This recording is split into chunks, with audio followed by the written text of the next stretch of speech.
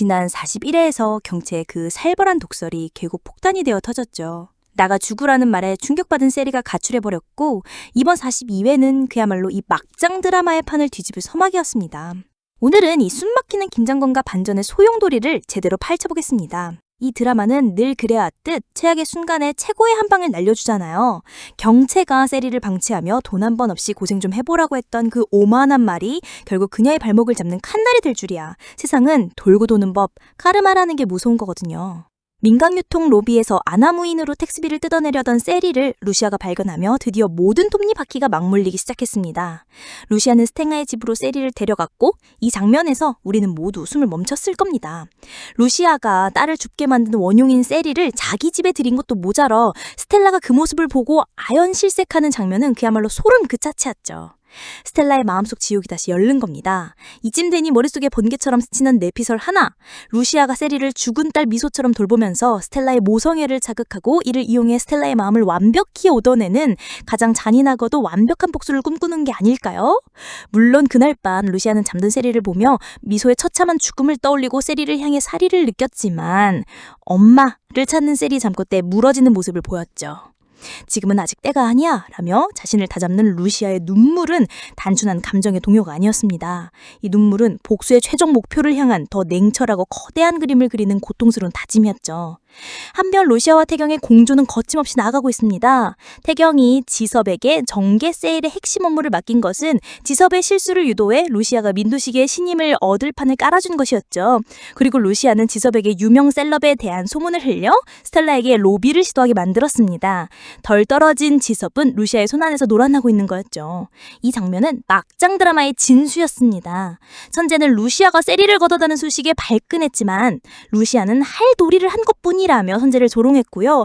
경체 역시 엄마가 된 것 같냐며 비아냥댔지만 이 모든 것은 루시아가 민도식과 선재, 경체 모두 심리를 흔들기란 치밀한 계산이었습니다. 복수라는 이름의 체스판 위에서 루시아는 모두를 가지고 노는 체스 마스터가 된 거죠. 42회의 하이라이트는 단연 마지막 장면이었습니다. 루시아가 세리를 바닷가로 데려갔는데 그곳에는 경체가 기다리고 있었죠. 경체는 세리에게 친엄마는 죽었다고 말했고, 이에 충격받은 세리가 바다에 몸을 던지려 하자 루시아가 대신 뛰어들었지요. 이 장면은 단순한 구출이 아니었습니다. 세리가 바다로 뛰어드는 순간 루시아는 어쩌면 미소의 죽음을 다시 마주했을 겁니다. 루시아가 세리를 구하는 것은 결국 미소를 향한 자신의 죄책감을 씻으려는 처절한 몸부림이었을지도 모르죠. 다음 회차에서는 이 충격적인 바다 사건 이후의 전개가 펼쳐질 겁니다. 루시아와 세리의 운명은 어떻게 될까요? 저는 루시아가 이 일을 계기로 경체와 사이에 비밀을 더 깊이 파고들 것이라 예상합니다. 그리고 세리의 주식 사기 사건은 단순히 돈 문제가 아니라 민두식 일가의 권력 다툼을 폭로해 결정적인 실마리가 될 가능성이 높습니다. 이번 회차에서 던져진 수많은 떡밥들이 다음 회차에서는 어떻게 회수될지 벌써부터 심장이 두근거리네요. 이번 회차에서 가장 충격적이면서도 중요한 관전 포인트는 바로 세리와 스텔라의 만남이었습니다.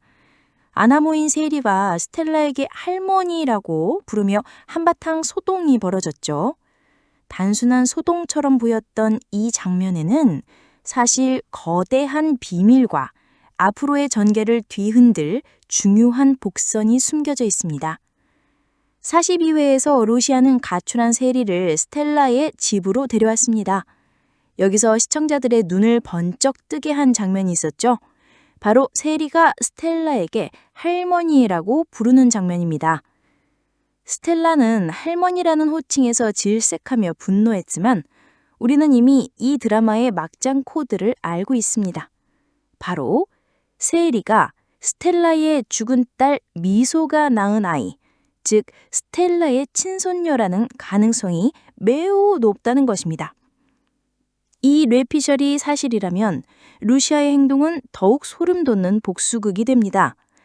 루시아는 단순히 세리를 돌봐주는 척하는 것이 아니라 자신의 딸을 죽음으로 몰고 간 원수들의 손녀를 보란듯이 곁에 두고 있는 겁니다.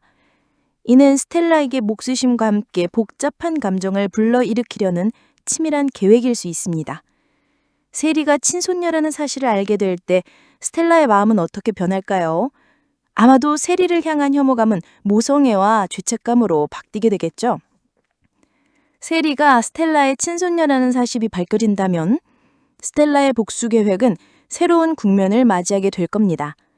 스텔라는 루시아의 편에 서서 민두식 일가를 무너뜨리려 했지만 친손녀인 세리를 지키기 위해 루시아와 적이 될 수도 있습니다. 혹은 루시아와 손을 잡고 세리를 지키기 위해 민두직 일가에 맞서는 연합을 결성할 수도 있겠죠. 또한 지섭의 실수를 이용하려 하던 루시아와 스텔라의 공조관계도 흔들릴 수 있습니다. 스텔라의 모든 행동은 결국 딸을 위한 복수였습니다. 하지만 이제는 친손녀인 세리의 안전이 가장 중요한 문제가 될 거예요. 루시아와 스텔라의 갈등과 연합은 앞으로의 전개에 예측 불가능한 변수를 던져줄 겁니다. 42회에서 세리와 스텔라가 으르렁거리는 모습은 단순한 해프닝이 아니었습니다. 이 만남은 앞으로 터질 거대한 진실의 서막이었죠. 과연 이 두 사람은 언제쯤 서로의 숨겨진 관계를 알게 될까요? 그리고 이 진실이 밝혀졌을 때 민둔식 일가의 운명은 어떻게 될까요? 태양을 삼킨 여자 43회는 바다에 뛰어들어 세리를 구할 노시아의 행동이 민간 유통의 권력 구도를 뒤흔들 거대한 변수가 될 거예요. 노시아를 향한 경체의 적대심이 흔들리고 선제는 더 큰 이득을 위해 경제를 배신할지 고민에 빠지게 되겠죠? 바다에 뛰어든 노시아, 경체의 마음을 흔든다. 바다에 몸을 던진 세리를 구하기 위해 망설임 없이 뛰어든 루시아. 그 모습을 보고 경체의 마음은 복잡해집니다. 자신조차 딸에게 죽으라 라는 말을 썼는데 원수라고 생각했던 루시아가 오히려 딸을 구해주었기 때문이죠. 루시아를 바라보던 경체의 눈빛은 증오에서 혼란으로 바뀝니다. 왜 뛰어든 거야? 나 때문이 아니잖아. 왜 내 딸을 구했냐고. 경체의 절규에 루시아는 차가운 표정으로 대답합니다. 당신 때문이 아니에요. 그 아이는 내게도 소중한 존재였으니까요. 루시아의 말에 경체는 더욱 혼란에 빠집니다. 세리를 구한 루시아의 행동은 경체의 굳게 닫힌 마음을 조금씩 흔들어 놓을 거예요. 경체는 루시아를 다시 보게 되고 어쩌면 루시아의 손을 잡게 될지도 모른다는 상상마저 하게 됩니다. 한편 지섭은 루시아의 의도적인 유도로 프로젝트 진행에 큰 차질을 빚게 됩니다. 하는 일마다 꼬이는 지섭을 보며 경체는 분노하지만 지섭은 그저 왜 자꾸 일이 꼬이는지 모르겠다 하며 루시아의 함솔에 빠져 호적되죠. 이때 루시아는 선재를 은밀하게 만나 유혹합니다. 선재씨, 경체 곁에서 이렇다 할 이득도 얻지 못하고 있잖아요. 경체는 선재씨가 필요하지만 선재씨를 온전히 믿진 않아요. 하지만 저와 손을 잡으면 어떨까요? 제가 원하는 걸 얻으면 선재씨가 원하는 것도 얻게 될 거예요. 루시아의 달콤한 제안에 선재는 고민에 빠집니다. 경체 곁에서 언제 잘릴지 모르는 불안감과 루시아와 손을 잡았을 때 얻을 수 있는 막대한 이득 사이에 갈등하는 선재의 모습은 앞으로의 전개에 큰 파란을 몰고 올 겁니다.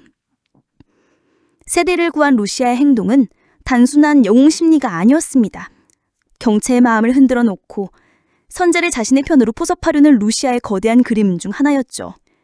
과연 루시아의 계획이 성공할까요? 그리고 경체는 루시아의 손을 잡고 민도식을 행한 복수에 동참하게 될까요? 다음 이야기가 벌써부터 손꼽 기다려지네요.